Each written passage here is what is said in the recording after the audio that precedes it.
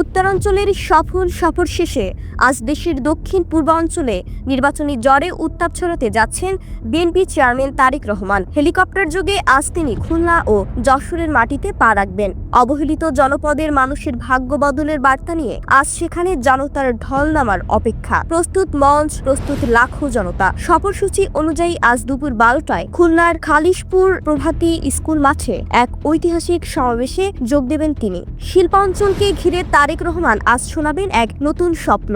বন্ধ কলকারখানা চালু, মোংলা বন্দরের আধুনিকায়ন, উপকূলীয় বেড়িবাঁধ নির্মাণ আর ঘরে ঘরে গ্যাস সংযোগের মহাপরিকল্পনা। এই মঞ্চ থেকেই তিনি খুলনা, বাগেরহাট ও সাতক্ষীরার 14 জন যোগ্য প্রার্থীকে পরিচয় করিয়ে দেবেন জনতার সামনে। এরপর দুপুর 1:30টায় হেলিকপ্টারে তিনি পৌঁছাবেন যশোরে। উপশহর কলেজ মাঠে প্রস্তুত স্মরণকালের বৃহত্তম মঞ্চ।